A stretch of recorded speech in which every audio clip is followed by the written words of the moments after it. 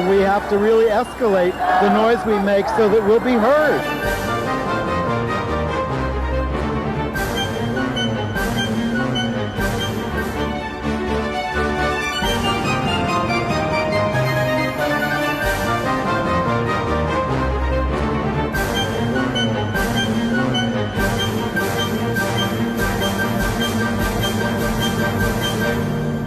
Welcome to Gay USA. I'm Andy Hum. I'm Ann Northrup. And in the news this week, Alabama's most notorious anti-LGBT bigot is the Republican nominee for U.S. Senate. But there's some twists and turns here that the mainstream media has not elucidated, so we'll try to do that for you. And we will celebrate the fact that Birmingham, Alabama, is the first place in that state to ban LGBT discrimination. This week, Republicans once again failed to pass a health care destruction bill, but they're not giving up. Meanwhile, our federal government has taken two opposing sides, in a big court case to settle whether discrimination based on sexual orientation is sex discrimination. And a Minnesota federal judge has slapped down a wedding videographer seeking to discriminate against gay couples. A Trump nominee, who we've told you about before, to the federal bench, spoke at a radical right Kill the Gays conference. Senator Tammy Baldwin maneuvered there in the Senate to keep funding for our State Department's work on LGBT rights internationally. Not bad for a member of the minority party in the Senate. A transgender teen, Allie Steinfeld, was the victim of a grisly murder in southern Missouri. Really horrible. Yeah. That North Carolina congregation that we told you about that beat up gay members, well, it's now charged with defrauding the government of hundreds of thousands of dollars. Charming. In the name of the Lord. Lovely. The Philippines House unanimously, 198 to nothing. It's something. Passed an LGBT rights bill, and it's a very broad bill. Yes, and we can't do it here. No, certainly not unanimously. More persecution of gay people in Egypt, Azerbaijan, Malaysia, and Russia. And we will share with you Chris Cooper's review of Battle of the Sexes, the Billie Jean King, Bobby Riggs movie. And we'll review a special show we saw on Broadway with Patti LuPone. Oh, wish they would do that. Spoiler alert, fantastic. Yes, it was. Yeah. So Roy Moore, who had been the Chief Justice of Alabama and twice removed, once for insisting on the Ten Commandments on the grounds or in the courtroom, and the other for not enforcing the same-sex marriage law. Well, in fact, the Ten Commandments was a big monument that he had on the courthouse lawn. Let's not rush through this. He, first of all, the mainstream media is not talking about the fact that he was removed from the bench twice in his career. They just say he's controversial. Or not a bigot. He's a bigot. Yeah, he got in trouble for the Ten Commandments. That's what they say. They don't say he lost his job on the Alabama Supreme Court twice. Removed by the state of Alabama. Exactly. Forced to resign, and the first time was because he refused the higher court's order to get rid of the Ten Commandments as a violation of the separation of church and state. Right. And then he refused a court's order to follow the Supreme Court law in Obergefell that legalized same-sex marriage. He told probate clerks or judges around the state to ignore that and to refuse to marry same-sex couples. Yeah, we have a state law. And watch out for this guy. He's got a gun. It's a little gun, though. And well, he was kind of fey in the way he held it up, didn't you think? Here's my gun. I think he's crazy. Well, and of course, politically, what everybody wants to talk about, he's the extremist, even for Alabama. Is this bad for the Republican Party? And it does give the Democrat somewhat of a better chance. The polls are actually within single digits with the Democrat, Doug Jones. And P.S., for some reason, they're having the election December the 12th. Very strange. But here are a couple of things. You know, Roy Moore was reelected to the court after he was thrown off the first time for the Ten Commandments case. He got reelected by the voters and then did the marriage case and got thrown off again. But in the meantime, in the midst of all this, he tried to run for governor twice and was defeated twice in Republican primaries. So he is not entirely invincible.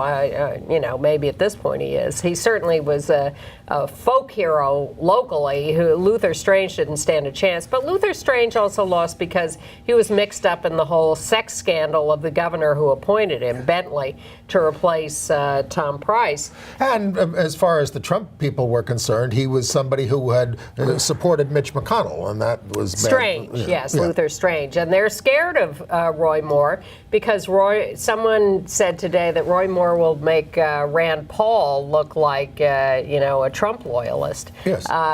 Roy Moore will really blow up the whole thing. Which is why Trump is trying to sort of co-opt him by saying that actually he thinks he's great. But what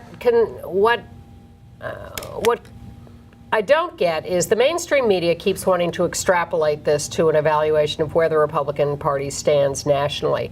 And I don't think that Roy Moore is a sign of anything nationally because I think he is such a local phenomenon.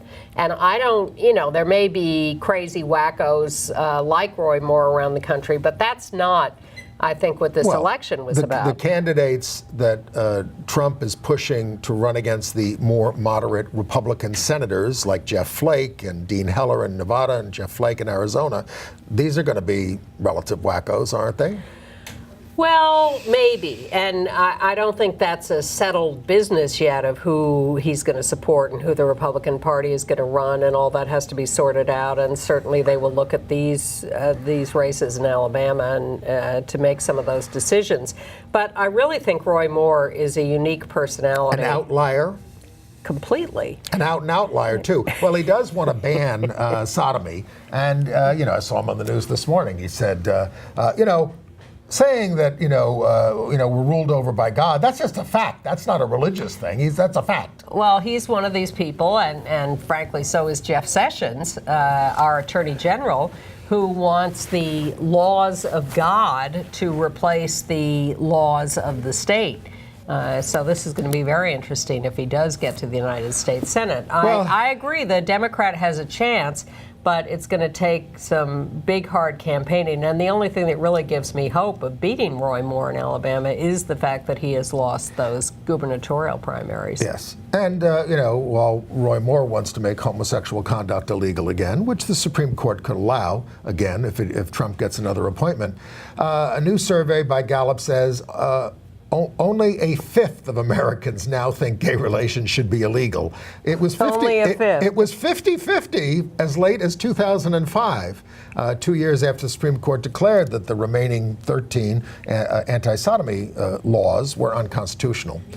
All right, let's give them the good. The good news is from Birmingham, Alabama. The city council passed a comprehensive non-discrimination ordinance for LGBT people, and it too, just like in the Philippines, was unanimous. And this is the first place in the state to offer such protections. When did you ever think you would hear Birmingham, Alabama, and the Philippines in the same sentence? Yeah. Especially unanimously standing up for LGBT rights. Anyway, and in nearby Arkansas, as long as we're down south, a court there also delivered some good news. They're having a fight over whether the town of Fayetteville can keep its non-discrimination law that includes sexual orientation and gender identity. Yep. The state, once the town passed that law, passed a state law that said towns cannot pass laws like that because we don't have a state law that protects those people from discrimination, and the towns can't go farther. So they're fighting this out in court, but the court has said while they fight it out, Fayetteville may keep its non-discrimination law. That's actually a big win. Yes, the ACLU says that the state law is unconstitutional. There are also some local election results from around the country where Democrats won in heavily Republican districts for state legislative seats in Florida and New Hampshire. Yeah, flipping Republican districts. That's excellent. People are awake and they know they got to vote. Well, we're very nervous about the midterms next year, but there are some signs of hope, and hang in there and keep working. Well, I mentioned that we can't pass a federal gay rights law. The Human Rights Campaign is touting that they now have more than 100 corporate co-sponsors for this thing. They don't vote. They don't. Not only do they not vote, these same corporations give the money to elect these Republicans to keep their taxes low and keep us from passing our rights bills. Well, let's see how far they get with that, with the new Trump tax reform, in quotes, proposal. Well, they didn't get their health care proposal, and I disturbingly read. I thought this was the end of the reconciliation process, where they only need 50 votes to get rid of it. No.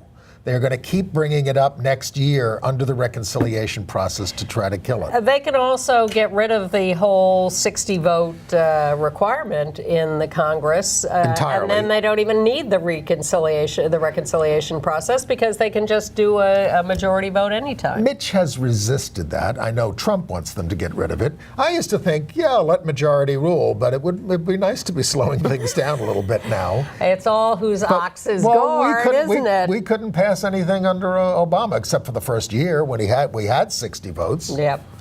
All right. I don't know, but let's go back to Trump, as we always do at the top of the show. Before we get to things like the NFL or Vietnam, the Air Force, their enlisted leader, the top enlisted member of the Air Force, came out in support of keeping transgender troops and said, I guess he's African American. He said, there was a time I couldn't serve. There's a time my wife couldn't serve as a woman. I support trans troops.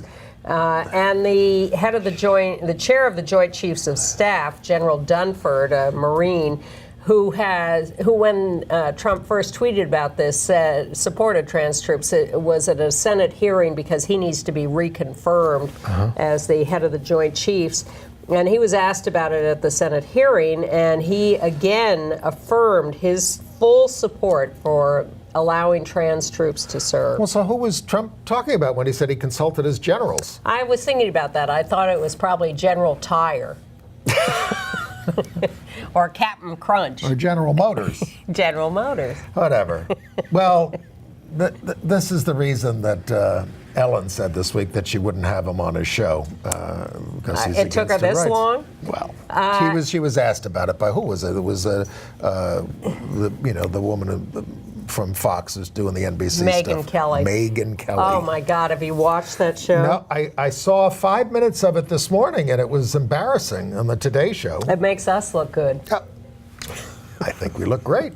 Look. Nice picture. Well, Thank if you, not Rich. great, at least a little smarter and livelier than she looks. But this whole NFL thing, all I can think, as I watch Trump talk about how, fire these sons of bitches, throw them out, blah, blah, blah. He's a plantation owner.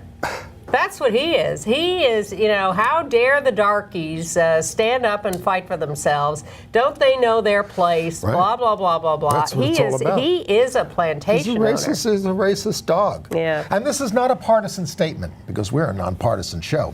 But I did wonder about the legality of firing people. It's interesting. We sit here week after week and we say to the right wing that is arguing for its own free speech rights in corporate settings that, I'm sorry, the free speech clause of the Constitution protects you from government punishment. It does not protect you in a private corporate setting. And so I was wondering if these NFL players, who everybody's yelling, free speech, if they really have that protection. And of course they don't. They don't, no. The owners could stop them, but they're not going to, because what percentage, the majority of their players are young men of color. And they've got to maintain some. Well, they can see what is going on. Although a majority of the American people are against these guys taking a knee, and that's quite discouraging. But it's creating cognitive dissonance. They do not have legal free speech protections, but they do. Sports Illustrated had a very good article about this, because I Googled NFL players, free speech protection. And up came a Sports Illustrated article that addressed this very question and went into the legality of that, and then talked about the contracts they have and whether they were protected under their specific contracts for speaking out.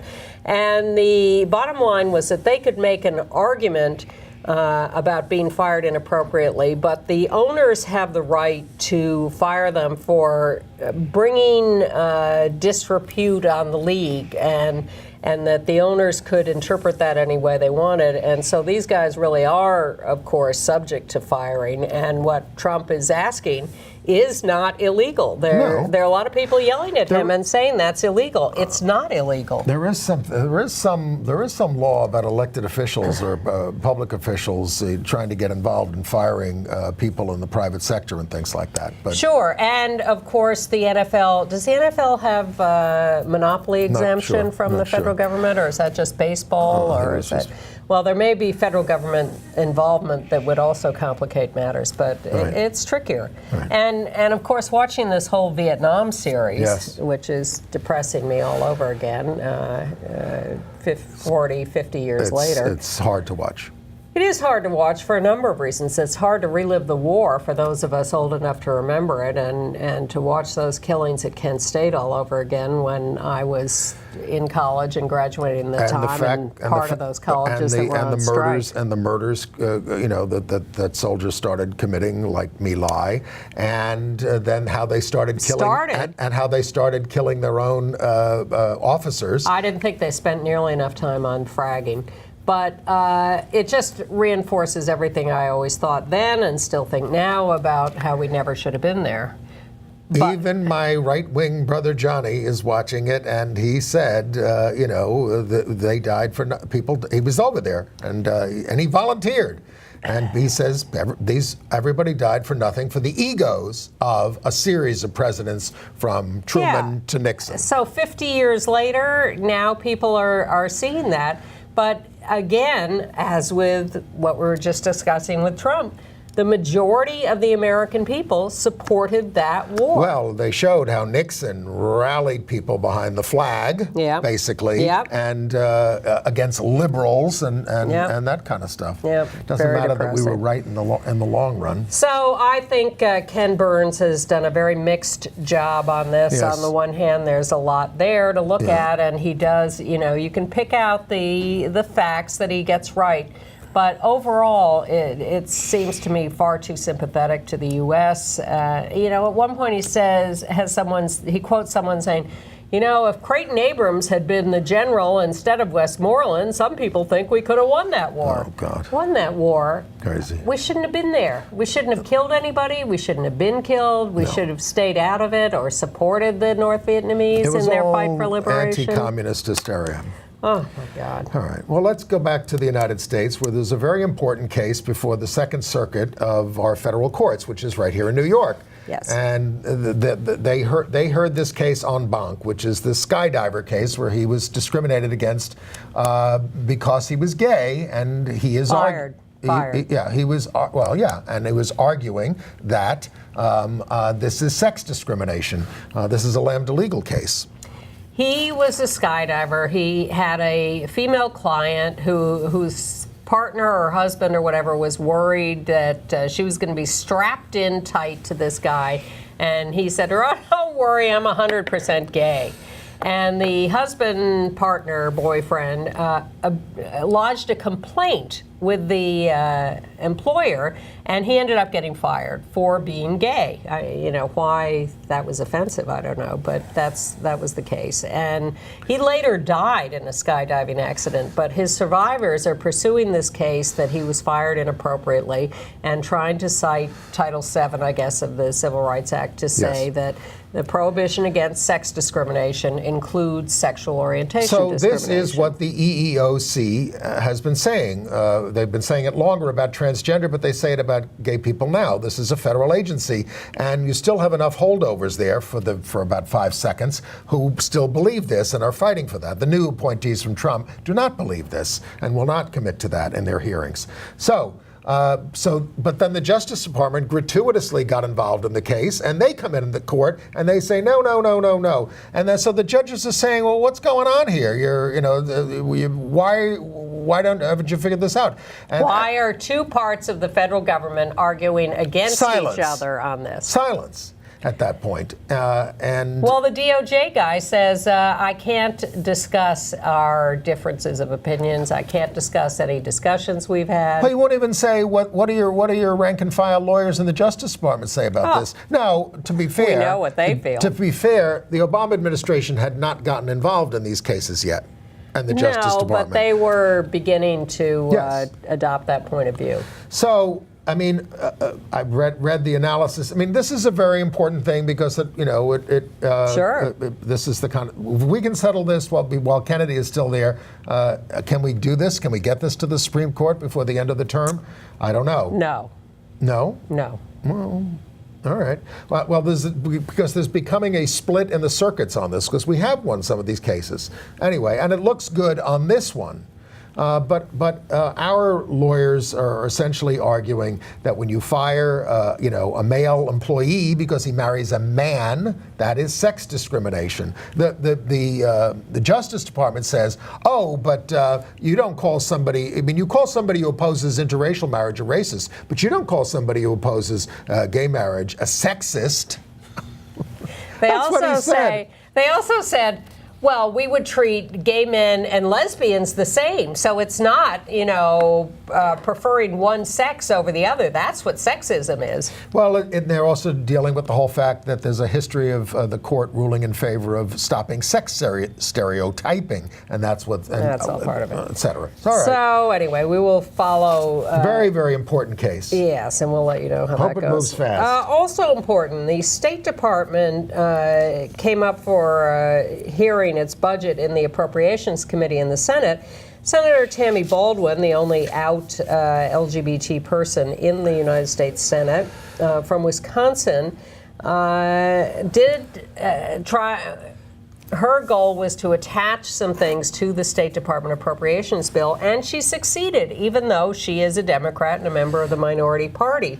So she succeeded in keeping the special envoy for LGBTI human rights, the LGBTI part of the U.S. Agency for International Development, the country reports annually talking about LGBTI rights and abuses, and money for the Global Equity Fund. Correct. I hope she does something to the Education Department because, we told you about how they're changing their rules about campus sexual misconduct, but they also stripped out all the gay language that was in there as if it has nothing to do with us. Mm-hmm. And we heard more about this Trump nominee, Jeff Mateer, who was up for a federal court in Texas. He spoke at the 2015 Radical Right Kill the Gays conference, where people stood up and called for the death penalty. People stood up and called for the death penalty for homosexuality because that's in the Bible. Didn't Trump or Pence or Cruz spoke there? Now, the thing is, here's what, I'll say it again. It's great to see McCain and Senator Paul and Collins. Collins anyway. Of these people who were standing up on health care, who are standing up. But why don't they stand up against these extreme bigots? That's the problem. It is a problem. But it's not a problem in Minnesota, where we're a district judge, federal district judge there.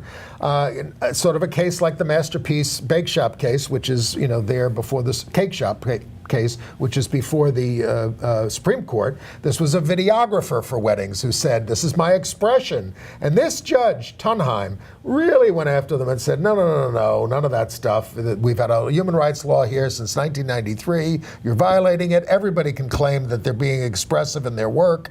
You're not being asked to celebrate it. You're just being asked to perform the service you offer to everybody." Well, what he said was that you're saying that they have a right to their content, But the reality is that they're discriminating against people, and they're discriminating against those people on the basis of their sexual orientation. And that is against the law, and it is not obviated by federal religious freedom laws. This is discrimination, and you are not allowed to do it. And the Alliance Defending Freedom, which was defending the videographers, can go away because this is not right.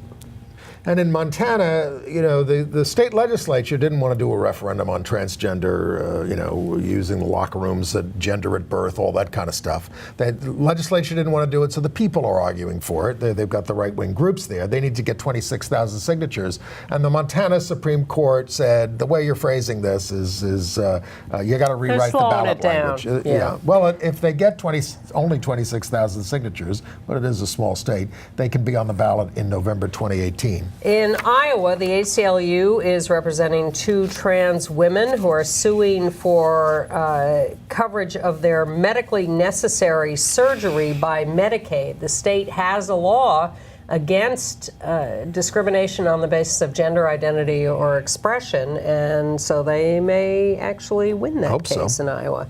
In California, here's a strange one. Camille Lenoir is suing. She's from California. She's bringing this suit in California, but she says she was given an oral offer of a job by New Mexico State University, and that offer was withdrawn for her to be an assistant coach for basketball because she came out as ex-gay and anti-gay and anti-sports as a product of Satan. Competition comes from Satan, not from God. Now you want a job coaching in sports, and you're saying this? Seems a little disingenuous. So it doesn't matter how you coach because God's going to decide who wins the game.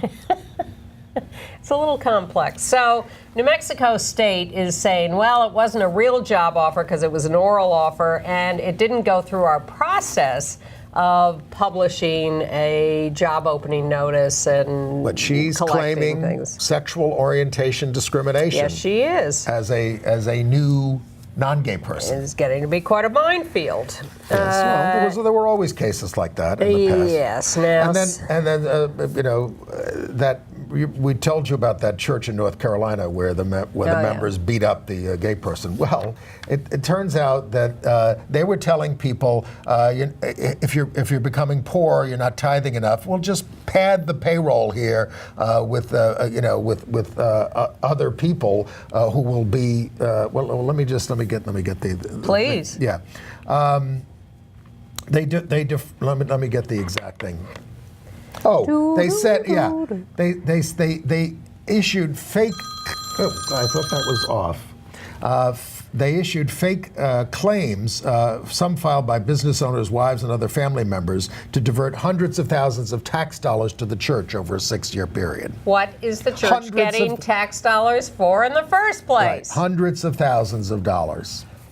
All right. Seems ugly. All right, some sad news. In southern Missouri, the town of Houston, Missouri, a trans teen, Allie Steinfeld, 17 years old, brutally murdered. Awful story. Burned by, we have a picture of Allie, I believe. And we also have a picture of the 3 perpetrators. And there's a 4th, I think, who got indicted as well. Yeah, the original 3 they're the original perpetrators, 1 man, 2 women. Well, I mean, the women told authorities that one of the others gouged out Steinfeld's eyes, stabbed her in the genitals, and bragged about the killing. Now, you know, this is all part of this anti-transgender hysteria, which has been whipped up by people like Donald Trump, President of the United States, and others, and all the people who make political hay out of persecuting transgender people. Also violent, but a little less dire in the end. In the gay Capitol Hill neighborhood in Seattle, Washington, a trans woman was sitting peacefully in a restaurant in the middle of the night, having a meal.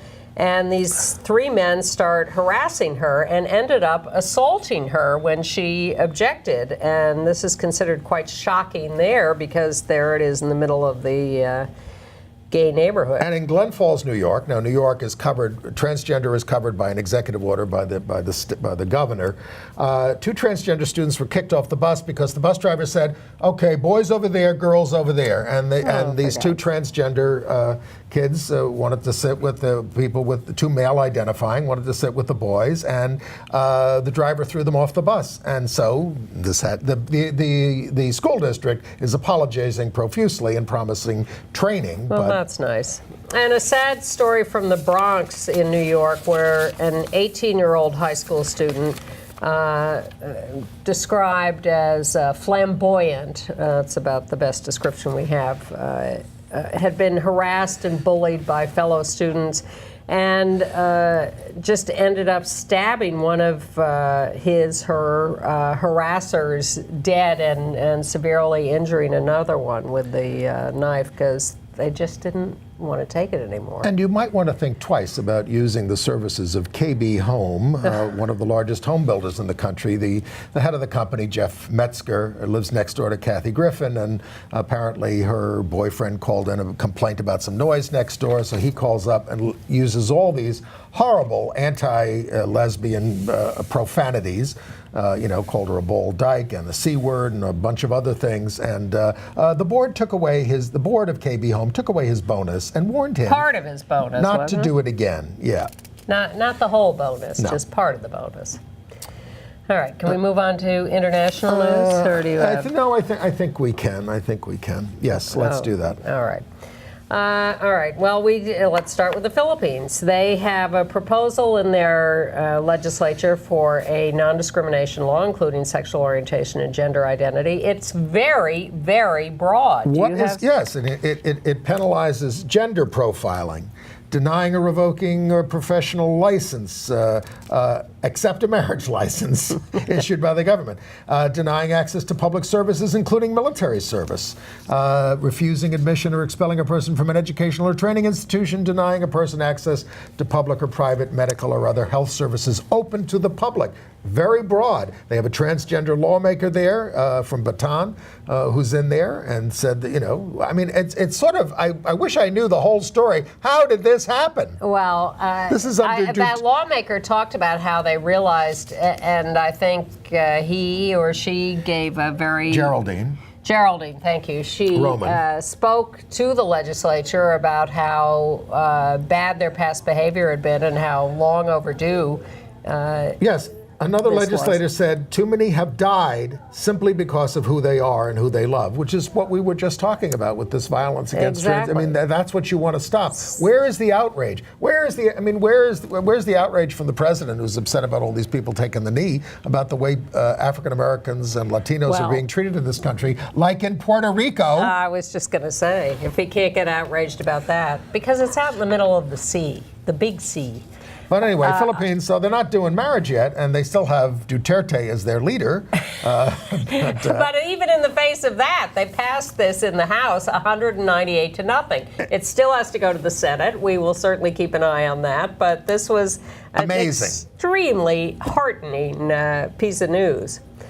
And in the same part of the world, in Hong Kong, the Court of Appeals there has okayed a dependent visa to the lesbian spouse of a Hong Kong woman. They had been rejected previously by the Immigration Department on the grounds that Hong Kong doesn't recognize same-sex marriage, but again, they're legally married. One of them is from Hong Kong, and they have every right to this, and now the court has said, yes, you can have that. In Australia, we've been telling you about this postal ballot, non-binding, that there is underway on same-sex marriage, which is, creating some ugliness. But also, you have young people saying things like, I'm not entirely sure where the post boxes are. My father will know. Yeah, they also say that the polls are slipping, that the no support is climbing because the religious right is running ads saying, this is a violation of our free speech and religious freedom. So it's still at 58% to 33% our way. We've lost votes like that. 45% are saying they will vote and 8% they pro. Among those who've already voted, 72% have voted yes and 26 no. So, So they say. I'm not going to say I'm not worried, but the deadline is November 7th. But we've told you that the leader of this fight to ban same-sex marriage is Tony Abbott, the right-wing former prime minister. Who has a lesbian sister who wants to marry her longtime partner. And he has a daughter named Frances Abbott who did a video talking about where she stands. You can't help who you fall in love with. Love just happens sometimes, and it's unexpected, and that's kind of what's the awesome thing about it. I look at Auntie Chris, and I don't think she planned to fall in love with Virginia. It just happened. It never really changed anything. She was still Auntie Chris. She's still going to be at Christmas. She's still going to be at the family barbecues. Her children are still my cousins. This is why it really just doesn't make sense to me that it's not allowed. To see Auntie Chris marry Virginia, to do it here in front of... Yeah, so you get the idea. People are speaking up within their families, and Poor Tony Abbott, he seems quite isolated in his family. He's got a lesbian sister, he's got a daughter. He has God on his side. You know my answer, men. Yes, you're entirely right. Yeah. Although, could name some Vicky Hastert from Missouri. I exaggerate. All right. But no, you're right. It's men. Staying in that part of the world, Yes. in Malaysia... Well, we don't have to leave Australia because the Defence Force there has recruited personnel who don't identify as male or female, including one of the nation's first gender-neutral cadets. Exactly. But nearby in Malaysia, they're supposed to have a big white party, gay party on December 28th. They banned that. And they were supposed to have a pre-party this weekend on September 30th. They banned that. So we'll see whether those bans stand up or whether people show up anyway. That's outrageous. And then even more outrageous is what's going on in Egypt. Some people went to a concert of the band, the Lebanese band, Mashru Laila, which has a lead singer who's openly gay. Yes. And some of them were waving rainbow flags, and the media got upset about this, and some of the prosecutors got upset. So they arrested 7 people. They're detaining them for 15 days. Then they conducted one of these stings where they use the dating apps that gay men use or others use. And by the way, they're going to examine the guys who are being detained for see if they've had anal sex. They're going to go up their rectums. And they've arrested them for promoting sexual deviancy. And this other kid was caught. He was one of the people who was there. He was caught, they say, in the act of debauchery after being lured. He's been sentenced to 6 years in prison already. And the police are using fake profiles to do this. It's a perilous country, as is Azerbaijan. I was moving to Azerbaijan, moving up geographically.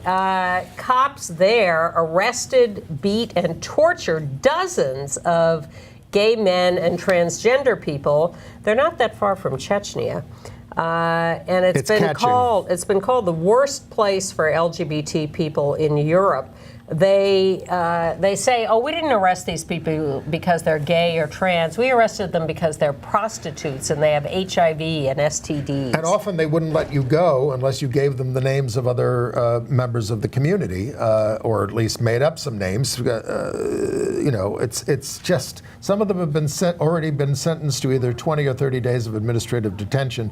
We're a little concerned also about what's happening in Germany with the election there, giving power to the far-right anti-immigrant Alliance for Germany. Led not by a man, but a lesbian. Well, co-led. There is a man in his 70s who's the main leader, and a lesbian in her 30s, Alice Weidel, 38, 2 kids, partner. She used to work for Goldman Sachs, and now she's the co-leader of the far-right party in Germany. Well, they're having controversies here domestically about, how to deal with gays and Jews who want to be part of the alt-right.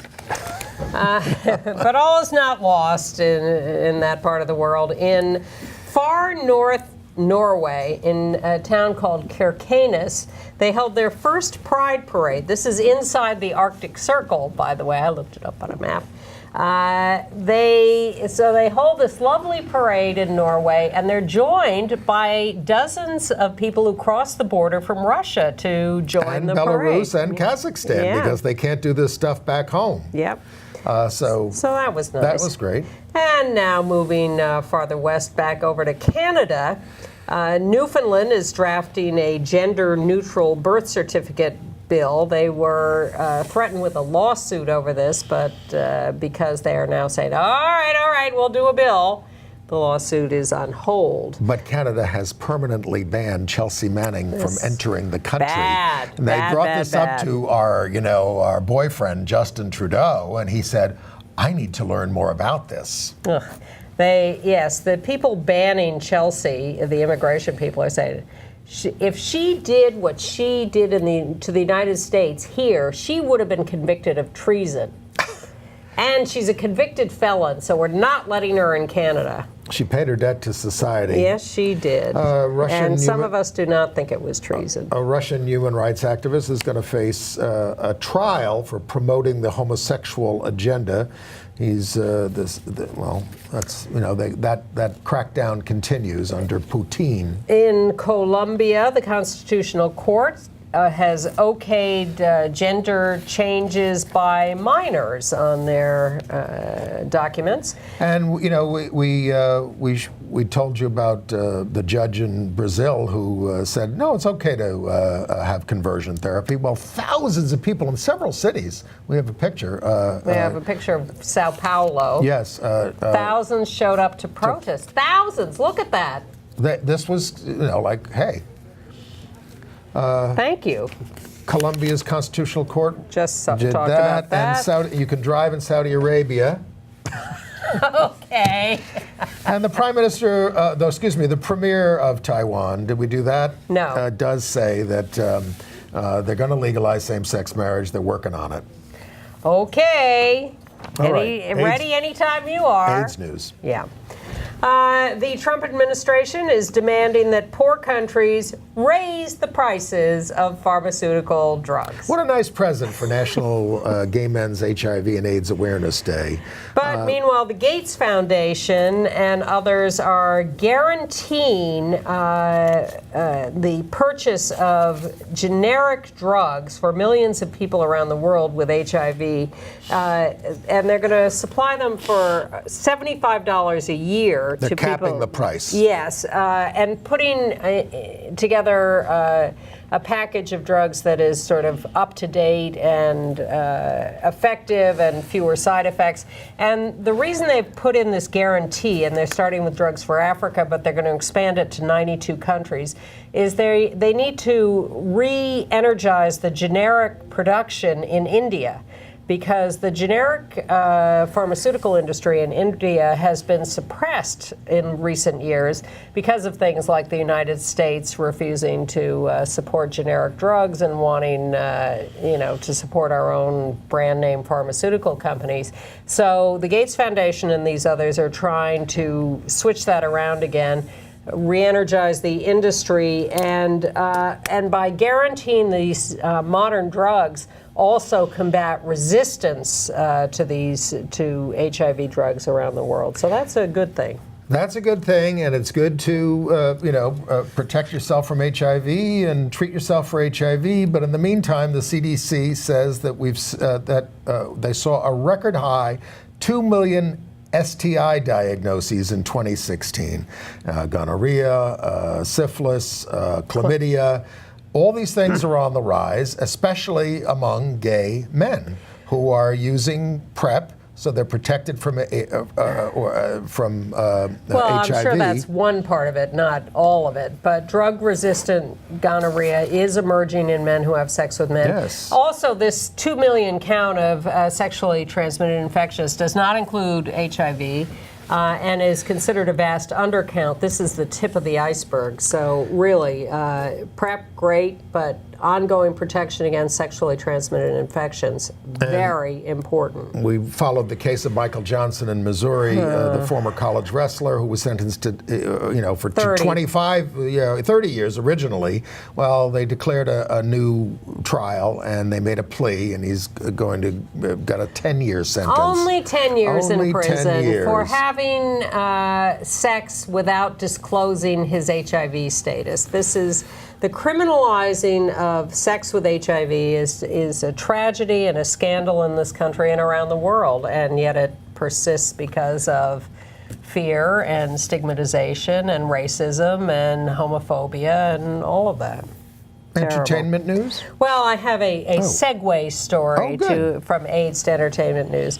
There's a new slasher movie, horror movie called Jigsaw opening. Is that like Saw? Probably.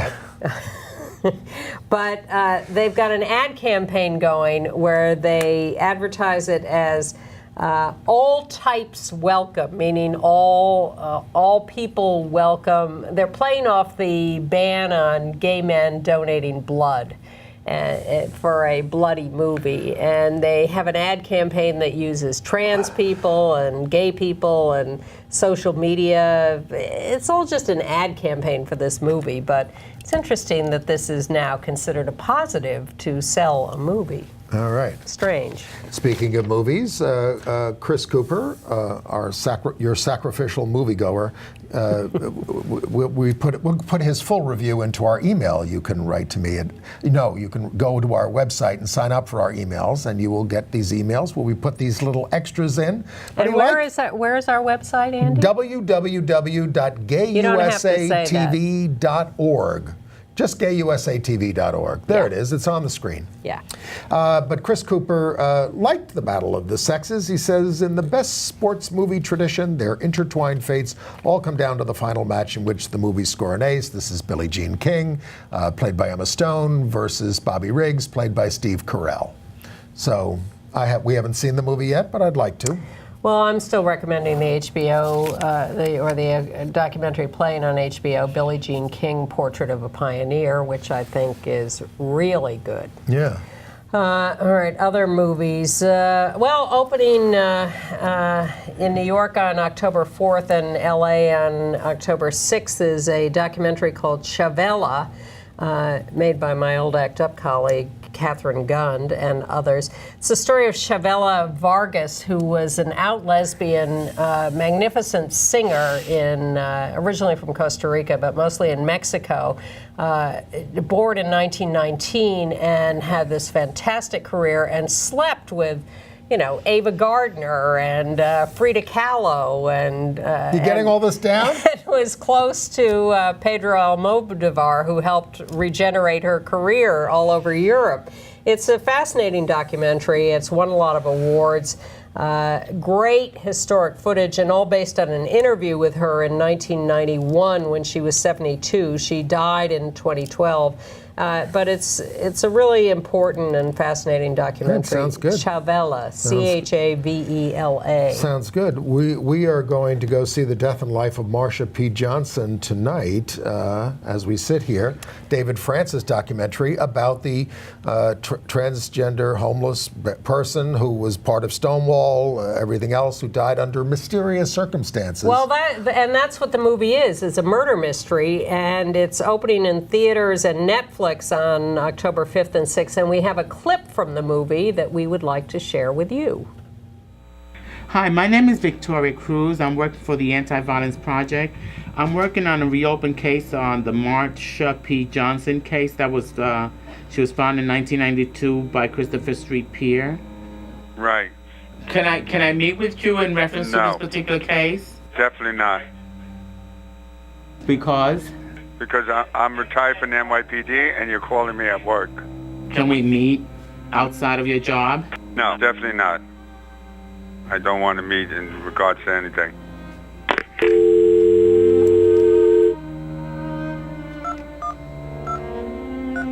He didn't want to tell me anything about the case. He doesn't want to look back. I can't control what people say to you. I don't know who you represent. I don't even know if you are who you say you are. Are you a lawyer? No, I'm not. You a private investigator? No. I've got to give you a little advice. Don't play detective yourself, all right? Leave this to the people that should handle it.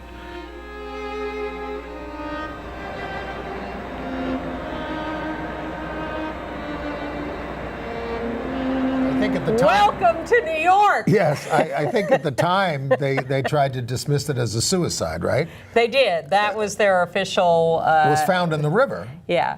You would think people would want to get the answer to questions like this, but clearly not. And yes, this is the New York we're familiar with, and I can't wait to see the movie. That's just a tiny little taste of it. And we're so glad we got to see Patti LuPone being interviewed and singing with Seth Rudetsky as a benefit for Broadway Cares Equity Fights AIDS. They raised almost $300,000. There they are at Sardi's at the after party. What a show. I mean, of course, she's been in everything. Well, they did it on a Broadway stage, on the stage where she is currently in War Paint with Christine Ebersol, and it was Seth is really, he's very impressive as a Broadway expert and an obsessive fan of Patti's. He does Sirius Radio, the theater show. So, yeah. Yes. And he, as you started to say, knows everything about her. And she has done everything. So it was. Well, I mean, the people should know what she's done. I mean, Evita, Les Mis, Company, Oliver, War Paint's still running. Anything goes. Sunset Boulevard, and she's told such great stories. And she told a great story about revivals, where she said, I don't like these directors. When you come in, they want it to be like it was the last time, and they want you to do everything like that. Give you a chance to discover the role yourself. I thought it was very insightful. It was, and she said it several times in different contexts. The directors try to impose a performance on the new cast that is doing the revival of the old show. And she also says she looks at the audience when she's acting. You're not supposed to do that. She looks at the audience, but she says you have to win them over. She says you have to relax them. It's about them. It's about the audience, and everybody applauded. So it was a lot of talking, but it was also a lot of singing and a lot of guest stars coming on to recreate their performances with her. I had two favorites. Okay. At one point, they talk about how she used to say, anyway, that all the good roles were written for men. And less so these days, but that for a long time that was the truth. And she was upset about that and angry about that. So he said, okay, hit it. And she does the Trouble in River City from The Music Man. It was astonishing. It's the most, rap 50 years ago. It's a great song, and she had Trouble. She had every lyric nailed, which she did not in the other songs, but she had this perfect, and she brought the audience into it, and the audience knew perfectly when to come in and do the chorus. It was thrilling, as you say, to hear that. Yes. And the other one I loved was I thought she did spectacularly The Ladies Who Lunch from Company. Yes. And she's going to be in a new production of Company. Yes. But I thought she really was, her voice was right for that these days. She's quite the human being. I mean, she's so honest. We can't repeat some of the things that she said. And really, congratulations and thanks to Broadway Cares Equity Fights AIDS for putting this on. They should do more things like this. It was really spectacular. Yes. Okay. What else? Well, I was very much looking forward to seeing Ellen Burstyn, one of my favorite actresses, because she's in As You Like It, Shakespeare's As You Like It, and this is the opening production of Classic Stage Company's new season with John Doyle, a director I respect. This was one of the worst things I've seen. It was just, it was a total waste of her, and even though Andre DeShields played Touchstone, sorry about it, but it was torture. I hope we don't feel that way about the return of Will and Grace this week. You will probably have seen it by the time you see this. We haven't seen it yet, but some critics have, and of course they've been going around doing a lot of interviews. Vanity Fair's critic called it a surprisingly welcome and wistful return. We'll let you know last week what we think. BBC America's starting an 8-part series called Queers, starting on October 11th, National Coming Out Day, and there are going to be 8 films by a lot of prominent Actually, gay there people. are 8 short films that are all going to air on that day. Oh, right. And will And be then- available on October 12th on VOD. Video on demand. Yes, so... And on bbcamerica.com. You've got Alan Cumming, Ben Whishaw, Russell Tovey, Rebecca Front. I mean, quite a crew. They're celebrating the 50th anniversary of the passage of the Sexual Offenses Act, which actually was a partial decriminalization of homosexuality. It basically said, you shouldn't, as long as there's just two people in the house and they're doing it and nobody else sees it and knows about it, that's okay. But we don't want them coming out and holding hands. And they were arresting people for kissing on the street until well into the 80s over there. So it was a partial decriminalization. Yeah, and it is October 11th, of course, is also National Coming Out Day here. Yes. And will be celebrated in part by the raising of a rainbow flag in Sheridan Square here in New York, outside the Stonewall Inn, where, believe it or not, even though it is now a national park, there has never been a rainbow flag flying on the flagpole there. Well, we'll see what the Egyptian authorities have to say about that. Noon on October 11th at Sheridan Or Square. the American authorities when they get wind of it. Because, the right wing wanted to declassify the Stonewall as a National Historic Monument if they could. Yeah. That was one of their demands. But speaking of coming out, Mr. Nasty has come out. Gordon Thompson, who played Adam Carrington, which was not the gay character, that was Stephen Carrington, who was only sometimes gay. Anyway, Gordon Thompson On has come Dynasty. out. Gordon Thompson has come out. There is what he looks now on the right. What an interview of him talking. He says why he didn't come out. He's 72 years old now. Repellent. He said, when you're an actor, you're a source of fantasy. Ian McKellen and Derek Jacobi are nice, wonderful people. But pardon me, how many audience members fantasize about effing either one of them? And then, all right, so then they bring up Matt Bomer, he says, oh yeah, he's attractive, but he's got a rich husband. He can do whatever he wants. Oh, man. Really? One of the worst interviews I've ever read. In fact, I'm sorry you imposed that on me. I would like that 20 minutes back, please. Thank you, no thank you. All right, some better things to look forward to. This weekend and for about the next 10 days in Atlanta, they will be holding the 30th annual Out on Film Atlanta LGBT Film Festival. To be followed the next week by their Pride Fest. But September 28th through October 8th, the Atlanta Out on Film Festival with many, many interesting and wonderful component films, including The Death and Life of Marsha P. Johnson and a lot of other stuff. And then shortly thereafter in New York, will be New Fest, October 19th through 24th. For both these festivals, you can go online and get tickets and see what the whole lineup is. For the New York Festival, it's newfest.org. Newfest.org. All right. In fact, we have a little video teaser for the New York Festival that will show you some clips of this. Some of